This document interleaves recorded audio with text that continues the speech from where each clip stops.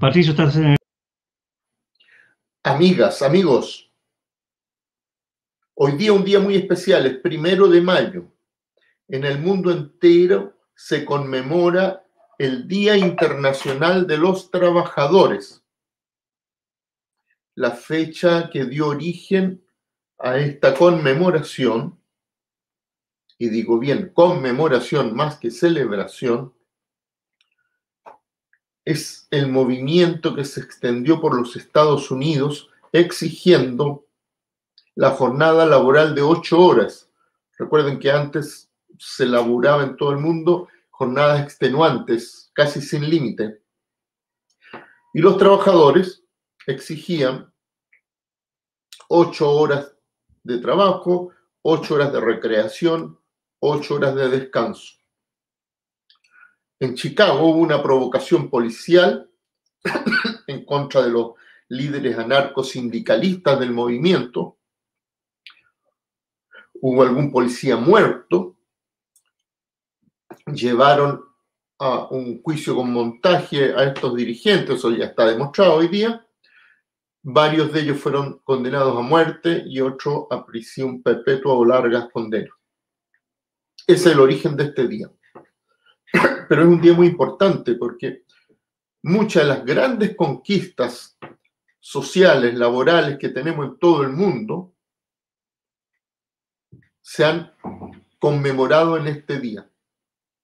La lucha de los trabajadores nos ha permitido vivir en un mundo mejor para todos, sin embargo, ha sido a costa de mucho sacrificio, muchos años de prisión, de muertes, y por supuesto todos ustedes saben que Chile no ha sido ni es la excepción.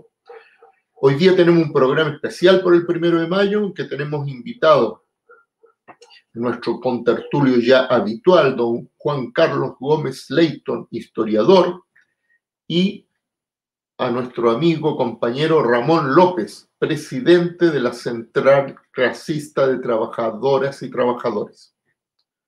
Sin más preámbulo, vamos a ir a la cortina musical y volvemos en menos de un minuto.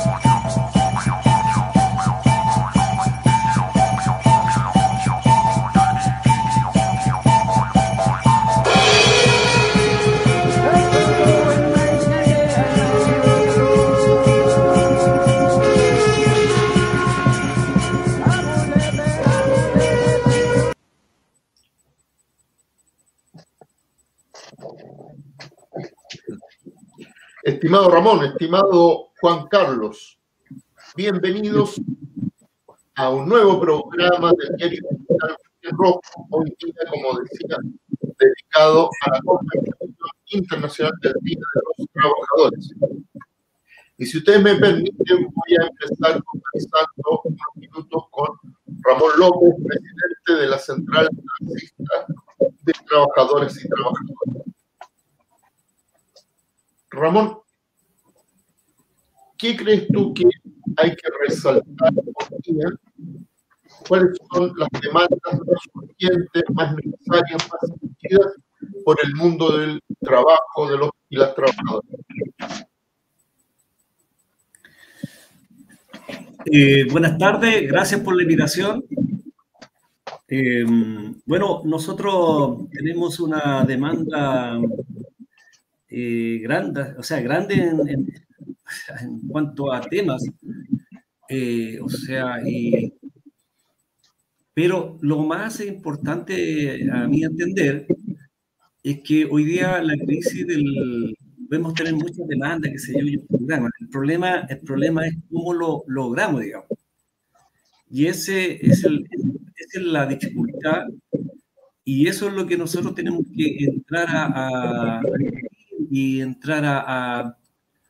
a a crear esas condiciones para lograr lo que nosotros queremos. Y en ese sentido es crear un instrumento que en este caso la central clasista lo ha planteado, pero significa que todavía tiene que tener mucho más fuerza. Es necesario un instrumento que aglutine, y que todavía no alcanza a aglutinar, que sea de confianza, que genere un liderazgo, digamos, y que sea capaz de que los trabajadores vean, digamos, ese liderazgo.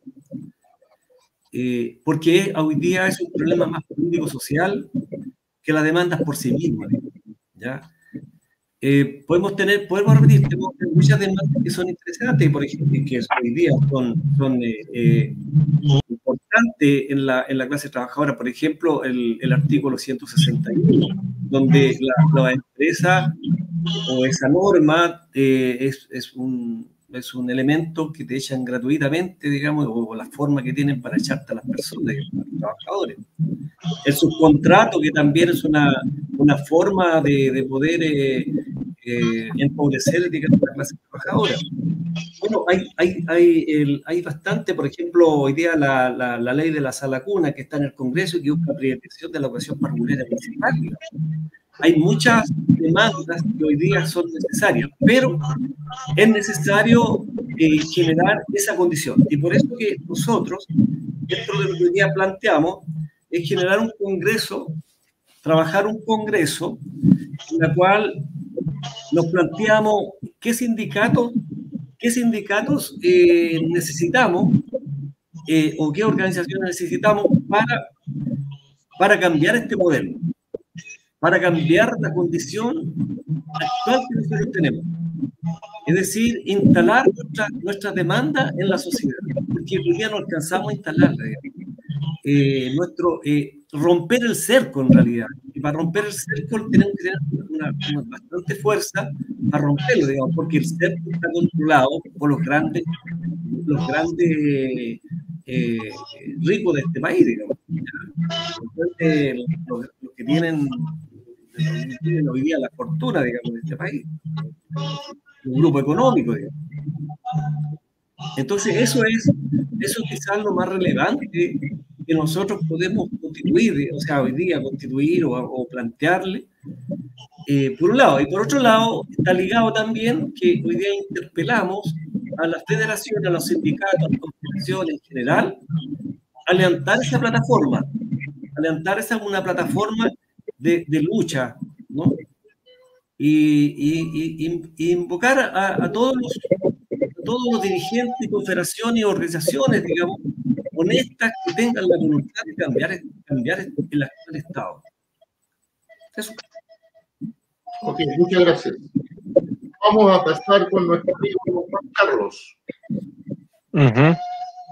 Juan Carlos.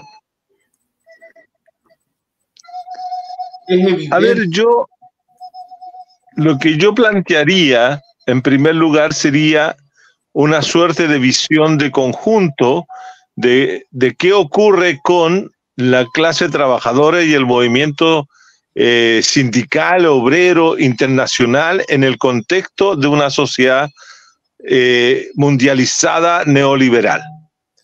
Yo tengo la impresión de que uno de los elementos fundamentales para explicar la situación de las clases trabajadoras hoy en día tiene que ver con la pérdida de poder de la clase.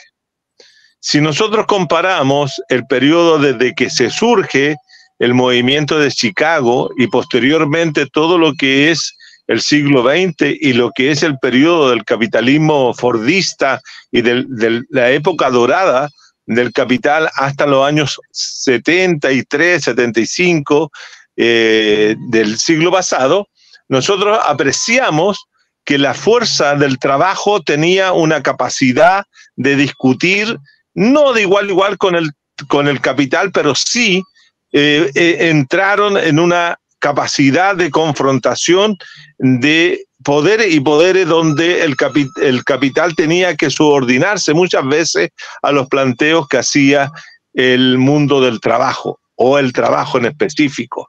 El factor trabajo fue un elemento fundamental para poder entender cuál fue la capacidad que tuvieron los trabajadores y trabajadoras de lograr una serie de elementos que eran favorables a su condición de vida, ya sea condiciones laborales, salariales, como también de condiciones de descanso, etcétera.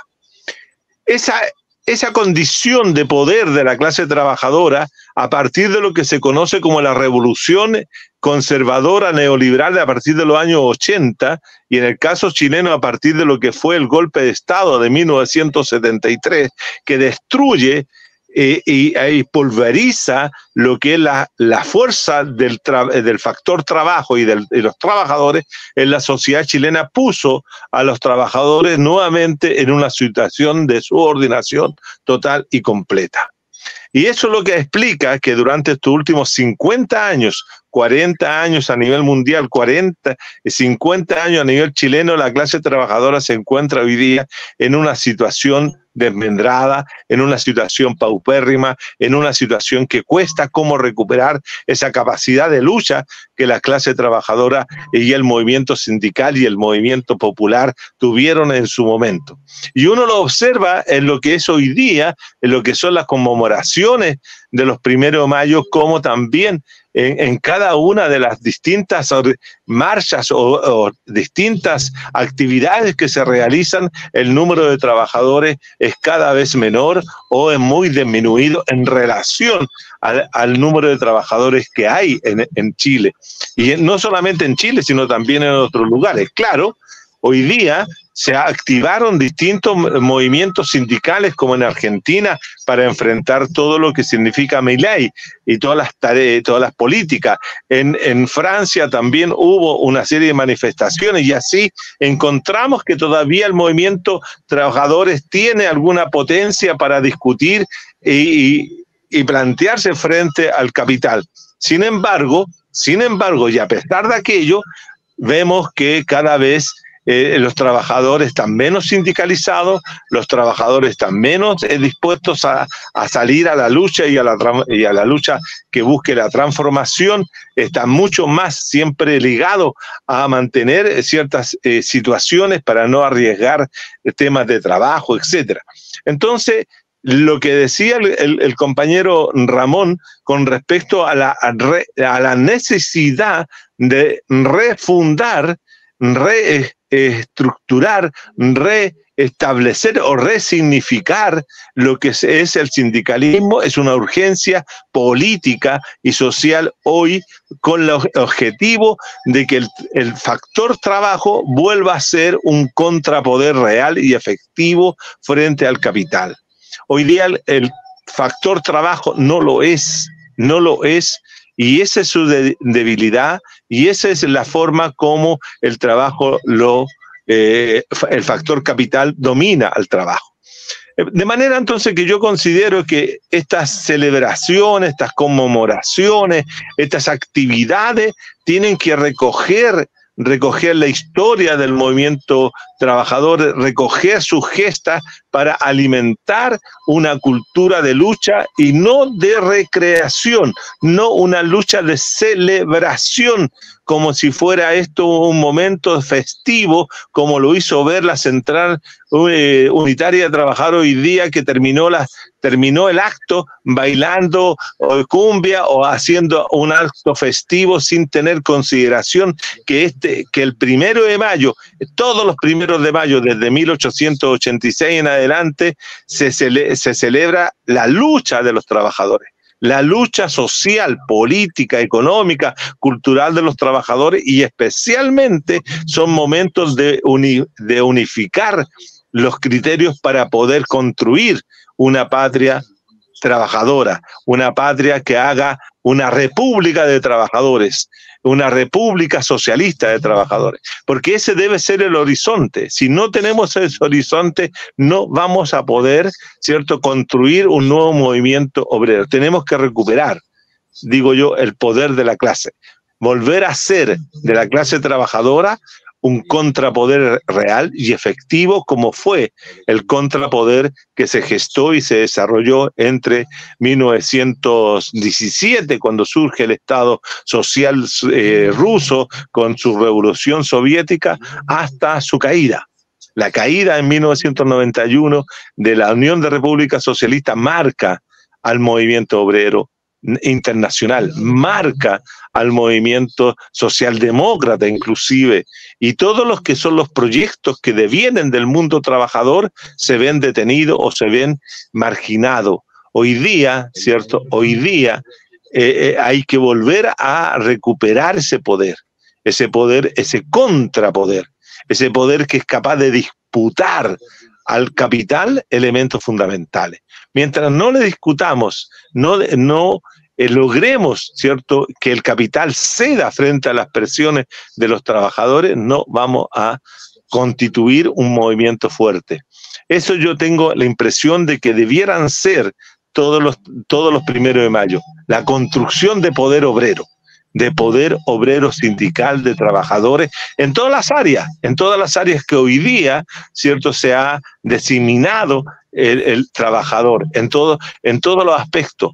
Hoy día tenemos mucho más diversidad de trabajadores que antes, y con empleo, con trabajos que son realmente precarios y miserables muchas veces en relación a sus salarios y sus condiciones de vida. Eso tengo la impresión que debiera estar cambiando, y que los dirigentes sindicales, los nuevos dirigentes, debieran ir trabajando en esa función, en la función de construir nuevamente el contrapoder que permitió el surgimiento de experiencias tan significativas como la experiencia de la Unidad Popular propiamente tal, o de centrales y federaciones obreras combativas y no celebratorias. Yo dejaría aquí para entrar en otras materias. Ok. Volvemos con compañero Ramón. Hemos hablado de romper el cerco. Es evidente que el sindicalismo chileno está muy desmedrado, no solo con el número, también porque se ha perdido el retrato de transformación social. Patricio, te escucho súper mal, te escucho mal. A ver, puedo hacer, deja ver. Dame un segundo. O yo tendré mala señal, no sé, pero... Sí, yo creo que tú tienes mala señal. A ver, voy a hablar fuerte. Ramón, yo te escucho perfectamente bien. A Patricio lo escucho así entrecortado. Ah, ya, entonces soy tu pato, Patricio. A ver, nuestro amigo director técnico que puede dar una mano, don Willy Zavala. Patricio, el otro día te dije que compraras un audífono porque tienes problemas con el audio tú. Acuérdate que te lo dije. Tengo el audífono, pero me tendrías que esperar un minuto. Ya te esperamos.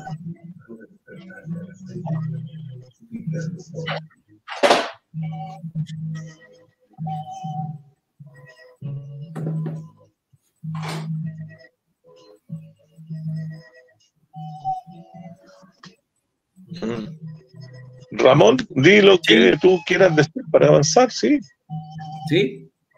Mira, lo que planteaste, mira, yo soy presidente de un sindicato, SGC Mineral, y mira, los trabajadores ven la contradicción, ven la lucha, pero lo que ocurrió y lo que introdujo, digamos, la burguesía a través de sus medios de comunicación, a través de las universidades, a través de toda su estructura ideológica, fue individualizando los sindicatos. Es decir, que cada sindicato se resuelve en su empresa, ¿ya? Y si hay varios sindicatos en una empresa, cada sindicato resuelve, fíjate, se divide cada vez más. Y es como una suerte de esa individualidad, digamos, de los dirigentes. Ellos no ven el movimiento, ¿Y por qué también no ven movimiento? Hay una cuestión aquí que se da. ¿Por qué no hay movimiento? Porque no ven nada, no ven una central que se coloque a la cabeza, ¿no es cierto? A la cabeza de las demandas que ellos tienen, digamos, de los problemas que tienen, por ejemplo, el artículo 161, el subcontrato. Entonces no se colocan a la cabeza, no ven eso. ¿Y por qué no ven? Porque los medios de comunicación no abren los temas. Porque el trabajo está muy controlado. Lo que es la cuestión del trabajo es lo más controlado que hay en los medios de comunicación, digamos, ¿ya? Sociales. Uh-huh. Entonces, romper, digamos, que la gente vea, o sea, los trabajadores vean una central que se coloque a la cabeza de eso, evidentemente que tiene que haber un poquito más fuerza, más grande la central, con más sindicatos, y que sean audaces, que puedan romper, vayan rompiendo, digamos, los medios de comunicación, el cerco comunicacional. Si no hacemos eso, los trabajadores no van a ver, digamos, un liderazgo, porque el trabajador en su empresa ve las contradicciones. Ellos ven, digamos, que la plata es baja. Por ejemplo, las negociaciones son los sueldos, el aumento de sueldo. Tú sabes que las empresas trabajan a costo cero. Claro. Negocian. Entonces, claro, tú recibís un sueldo, pero al tiempo empiezan a despedir a los que tienen más sueldo, contratan trabajadores. Esos trabajadores no tienen el beneficio de los convenios, de los contratos colectivos, y por lo tanto la empresa va a trabajar. Entonces, esos dirigentes no ven el movimiento sindical. Ese por un lado. Por otro lado, que nosotros hay una derrota ideológica. Yo digo así, una derrota ideológica. Porque cayó el muro, que yo no profesaba mucho lo que estaba pasando en Rusia. Sin embargo, mucho era una punta, era un referente. O sea, en ese sentido, la socialdemocracia también, como tú bien dijiste, Juan Carlos, que también le toca a la socialdemocracia. ¿Qué pasa? Que esa derrota ideológica, no hay militancia, no hay militancia, mucha militancia a nivel de dirigentes sindicales. Tienen más militancia hoy día, todavía, porque está en la historia, son la socialdemocracia. Y la socialdemocracia es la que hoy día negocia con el gobierno. Es la que está ligada al gobierno, es la que está asociada a los gobiernos, es la que avala todas las leyes que han ido en contra del trabajo, como el subcontrato, que ahí estuvo el ministro Osvaldo Andrade, que era ministro del Trabajo. Él legalizó, que yo estuve en ese momento, la gente le planteaba de que había una ilegalidad en el subcontrato. ¿Sabes qué dijo el Osvaldo Andrade? Dijo, entonces hay que legalizarlo. Y aquí, por ejemplo, la ley de las 40 horas, es importante que trabajar menos, pero los empresarios se avivaron. Pero más que se avivaron, yo creo que todavía hay una concordancia acá. No es que se avivaron, yo creo que hay una concordancia del político que hoy día representa a los grandes empresarios de este país, a la clase dominante, digamos, que representa. Entonces, ¿qué pasa? Que metieron la flexibilidad laboral. ¿Y qué significa la flexibilidad laboral? Que cada empresa va a adecuar de acuerdo a sus negocios las jornadas laborales. Fíjate que donde yo trabajo, o donde yo soy dirigente sindical, hay 3 sindicatos. Y fíjate que además la empresa tiene varios negocios. Ya nosotros dijeron ya que la empresa está viendo en cada negocio va a tener una jornada para cada negocio, de acuerdo a esa necesidad. Entonces es por eso que existe la crisis hoy día. ¿No entiendes? Militancia, no, en este sentido, la izquierda ya clasista, la una es clasista, no tiene mucha militancia, nada. Bueno, en ese aspecto. Entonces, que lo que tú... Oye, no hay una red que te pueda permitir, digamos, que vaya incorporándose, ¿no es cierto?, a una organización, en este caso la central clasista, o una organización. Por tanto, es más difícil la construcción. Yo creo que tarde o temprano va a aparecer, digamos, porque yo creo que las ideologías se van a recuperar. Se van a recuperar porque hoy día las contradicciones del capitalismo se agudizan cada vez más. Cada vez más. No, yo estoy de acuerdo con lo que tú señalas. Patricio, tú querías decir algo antes de Chilumí. Ahora que me puse micrófono. Ah, ya, ok, ahí parece que se escucha mejor. Diga. Ya. Lo que a mí me parece que es evidente que había un menoscabo de la organización sindical, mucho menos gente está sindicalizada, pero además los sindicatos están fraccionados, trabajan dentro de las empresas. La negociación es un primero de verdadera negociación porque la huelga efectiva prácticamente no hay posibilidad de negociar por rama. Entonces los sindicatos ya no tienen la aspiración, el horizonte de cambiar la sociedad, el socialismo, como sea que lo entendieran, se han ido transformando en pequeños gestionadores, incluso de pequeños negocios de bienestar al interior de las empresas para su propia gente. Y ese modelo es un modelo que ha resultado fracasado.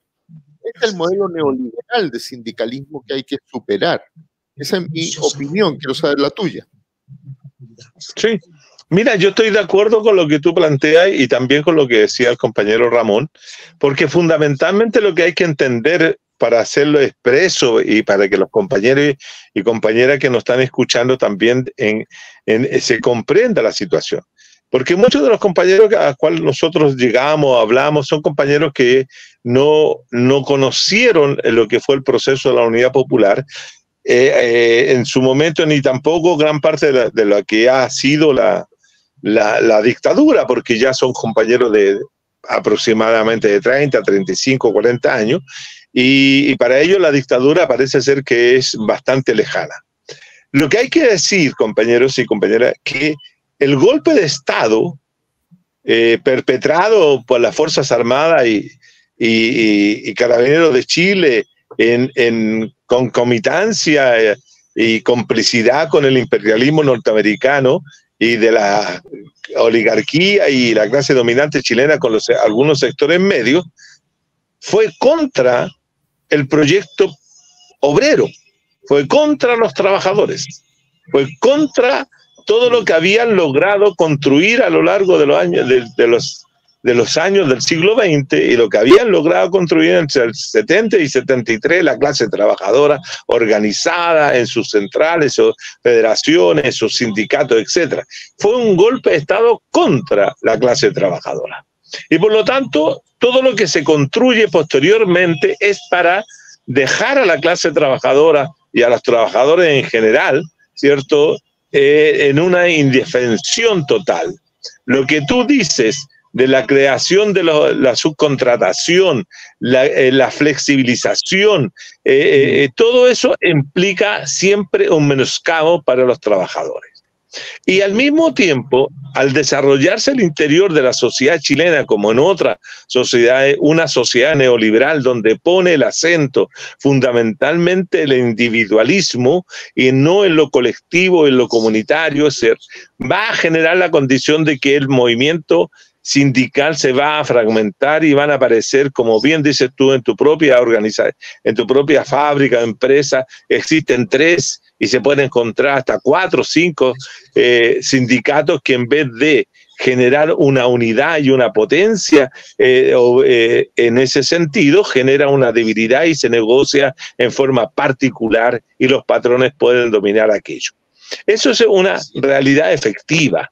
Y más aún, si nosotros agregamos, después, incluso después de escuchar las palabras del presidente de la CUT, que aquí en Chile, ¿cierto?, el movimiento que está supuestamente liderado por la Central Unitaria de Trabajadores, el señor Acuña, es un apéndice más del gobierno reformista neoliberal de la izquierda neoliberal de Boric y sus aliados.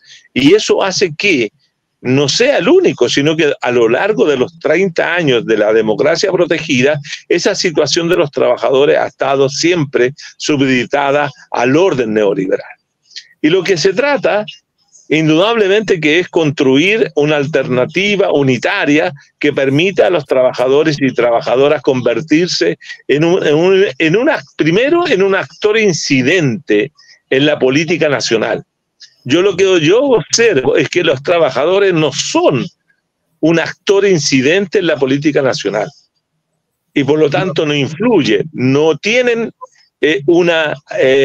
digamos, una incidencia que pueda cambiar, modificar, alterar alguna de las cosas que se establecen. No. Por ejemplo, lo que tú colocabas en relación a las 40 horas, cuando uno escucha la forma como se va a implementar las 40 horas, llega a ser irrisorio que vamos a tener que esperar hasta el año 28 para que las 40 horas se hagan realidad efectiva en todas las áreas de la economía y en todas las áreas laborales en ese sentido. Y como bien dices tú, también se van a manejar a partir de lo que los empresarios descubrieron que eso era un mecanismo perfecto para la flexibilidad, que es una de las cosas que siempre han buscado. Entonces, en ese aspecto, sin duda que los trabajadores tienen todo en contra, pero ya no es la primera vez en la historia de que los trabajadores tengan todo en contra. Eso en contra debiera ser una motivación esencial, fundamental, para que ellos puedan reconstruir la fuerza social que implica el mundo del trabajo. Y entender también que las transformaciones laborales que se están dando hoy día, conjuntamente con una serie de materias tecnológicas, implican una nueva relación de carácter social laboral, y eso hay que entenderla para también ajustarla a las luchas de futuro. Hay que luchar por el futuro. Hoy día el movimiento trabajador en Chile tiene una condición que es muy reactiva, reacciona ante situaciones específicas. Lo hemos visto en relación a lo que fue Huachipato recientemente, con la idea de cerrar la siderúrgica, y ahí hubo una reacción de trabajadores que se movilizaron para que no la cerraran, etcétera. Pero los trabajadores de la siderúrgica nunca tomaron consideración que durante los 20 años, 30 años que la siderúrgica estuvo privatizada, ¿cierto? Se fueron cerrando miles de puestos de trabajo, miles de empresas, y ellos no dijeron absolutamente nada. Falta hoy día recuperar un elemento esencial, fundamental, central de lo que fue el movimiento de trabajadores en Chile y en todas partes, que era el elemento solidario. Hoy día no hay solidaridad y hay mucha individualización, individualismo colectivo. Todos, ¿cierto?, tratan de conseguir lo que les es propio. Hoy día mismo, a pesar de las diferencias que pueden haber, ¿por qué no se puede hacer un acto unitario? Los trabajadores encontramos la separación con un acto ordenado, como los niñitos buenos del curso, y en el otro lado, ¿cierto?, otro grupo de gente, ¿cierto?, haciendo sus manifestaciones, haciendo una confrontación, y donde las fuerzas policiales le ponen más fuerza y los tratan mal, y al otro lo dejan hacer. Eso también tiene que ver con una política de Estado de querer dividir y de querer fraccionar, porque la mejor forma de gobernar es dividir. Y la clase trabajadora hoy día, los movimientos sindicales, se encuentran debilitados por esa misma fraccionamiento y esa falta de unidad que no les permite, ¿cierto?, construir una alternativa. Ramón, mira, antes que tomes la palabra, yo quiero introducir un último tema, no nos va a dar para mucho más, que yo creo que es muy importante. Juan Carlos mencionaba que hay un cambio en la relación trabajo-capital, un cambio en el mundo del trabajo, con la inteligencia artificial, la expansión de la robótica, la automatización. Eso va a tener un impacto brutal, el teletrabajo. ¿Qué respuesta dan los sindicatos? ¿Cómo organizar a los trabajadores frente a esta nueva realidad? Ya. ¿Puedo hablar? Por supuesto, adelante. Ya. Mira, lo que pasa es lo que estaba hablando Juan Carlos, y yo también lo que hablé anteriormente. ¿Qué ocurre? De que al no haber militancia, al no haber un pensamiento político, porque la política tiene que ver con el poder, la lucha por el poder. Si no hay esa visión en las cabezas de los dirigentes sindicales, nunca se van a proyectar, siempre van a ser reactivos. ¿Entiendes? Reactivo porque ellos están rompiendo y responden, responden. Hay un problema, responden. Hay un problema, responden. Pero los dirigentes no se proyectan ellos a gobernar, ellos a dirigir un país. No se proyectan a hacer la república, como tú bien dices, la república de los trabajadores. No se proyectan eso, porque no hay un pensamiento político.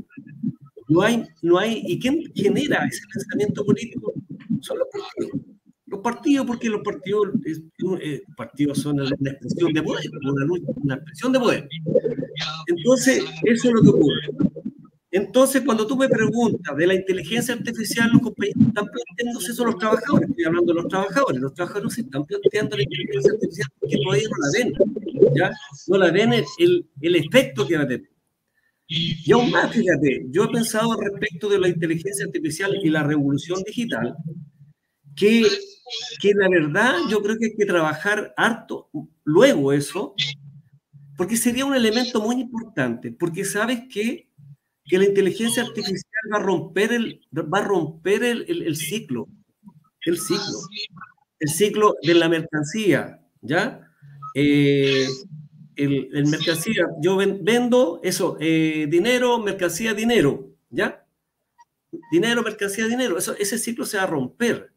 Y se va a romper en las partes donde hay consumo, por ejemplo, de comer, digamos. Ya vamos a poner el área de comida, digamos, de comer. Y eso va a ser mucho más grave porque el capitalismo va a entrar en una crisis interna propia, que va a ser muy complicado y muy complejo y que yo no sé para dónde va a ir. Fíjate que es tan grave que el capitalismo capaz que se destruya y una guerra completa, ¿ya? Y si nosotros, y ahí viene importancia, si nosotros no tomamos conciencia de eso y generamos el poder suficiente para cambiar estos modelos y cambiar el capitalismo, va a haber una eclipse, o sea, no sé, no me encuentro la palabra, digamos, pero una crisis muy profunda del capitalismo. Y bueno, sí, mira. Bueno, ¿ah? Juan. Y para eso nosotros, y vuelvo para reivindicar lo que estamos planteando hoy día, y para eso nosotros queremos hoy día, interpelamos, digamos, a las confederaciones, los sindicatos que fueron hoy día a la marcha nuestra, y no solamente a la marcha nuestra, a los sindicatos en general, y a las confederaciones en general, que tenemos que juntarnos en un congreso, ¿no es cierto? Y plantear la necesidad de crear un instrumento, o ampliar la central clasista y se integre a la central clasista, o ver una forma, o destruir las centrales, digamos, y aparezca la central única de trabajadores. Pero nosotros tenemos que hacer hoy día urgente, tenemos que construir hoy día una organización que rompa el cerco y que los trabajadores y trabajadoras vean a esa organización. Y genere un liderazgo. Juan Carlos, y ya tenemos que ir terminando. Tu última palabra. Bueno, gracias Patricio por la invitación, gracias Ramón por estar en esta conversación. Yo diría varias cosas, voy a tratar de decirlo en pocos minutos. En primer lugar, el desarrollo tecnológico que ha experimentado el mundo en los últimos 30, 40 años ha sido vertiginoso. Y eso ha implicado transformaciones radicales en la forma de las relaciones sociales de producción, en la incorporación, como bien decías tú, de la robótica, de la automatización, etcétera, creando y desarrollando nuevas formas de producción. Nuevas formas de producción en términos que mejora la calidad de las mercancías que salen al mundo como también las mercancías, como del conocimiento, etcétera. Ahora, el tema de la inteligencia artificial, yo tengo la impresión que todavía está en pañales y hay que estudiarla con mucha atención y ver cuáles son sus utilidades que puede prestar para todos, ¿no? La inteligencia artificial, como las otras tecnologías, no son solo para el mundo del capital, sino que también debieran ser apropiadas de manera muy útil por parte de los trabajadores y trabajadoras para poder ponerla también a su servicio. Es decir, el desarrollo de las fuerzas productivas en el ámbito de la tecnología tienen que también servir a los trabajadores para su propio desarrollo y su propia emancipación. Ahora, también está, eso por un lado. Segundo, está también el tema de la crisis del capitalismo. Yo he estado señalando en varias oportunidades que estamos asistiendo a un proceso de decadencia del capital que tiene que ver con una crisis de civilización. La civilización capitalista que emergió hace 500 años atrás en el mundo, hoy día está en una crisis de decadencia, en una devastación de sus propias condiciones materiales a través de lo que son estos cambios, los cambios climáticos, la crisis del agua, etcétera. Tenemos una situación que obliga a pensar, y los trabajadores debiéramos tener esa tarea también, de pensar cuál es el próximo modelo productivo que debiéramos tener que preserve no solamente la vida humana, sino que también preserve lo que es la naturaleza. Nosotros no podemos pensar que la solución de la crisis del capitalismo debiera venir solo del capitalismo, sino que debiera ser también una tarea urgente de los trabajadores. Los trabajadores debieran también entrar a preocuparse de todo aquello, porque la devastación que hoy día está ocurriendo es una situación también que los va a afectar. Por lo tanto, hay desafíos. El mundo del trabajo tiene desafíos muy importantes para la superación del actual modelo de desarrollo como el del modo de producción capitalista. Tenemos que lograr cosas donde los trabajadores, tanto manuales como intelectuales, deben ser partícipes de las soluciones, no solo a las condiciones materiales de existencia de ellos dentro del capital, porque una cosa es muy distinta a plantearse soluciones como la que hoy día Acuña planteaba en su discurso, que eran situaciones de solución dentro del capitalismo neoliberalismo, y otra cosa es plantearse cosas que superar el neoliberalismo y el capitalismo con soluciones de carácter, de carácter social propia de los trabajadores. Yo creo que esos son los desafíos de futuro que se tienen, Patricio, para enfrentar tanto la revolución tecnológica, la inteligencia artificial, como también la crisis de devastación y civilizatoria que actualmente estamos, porque si no lo enfrentamos, compañeros y compañeras, no tendremos futuro.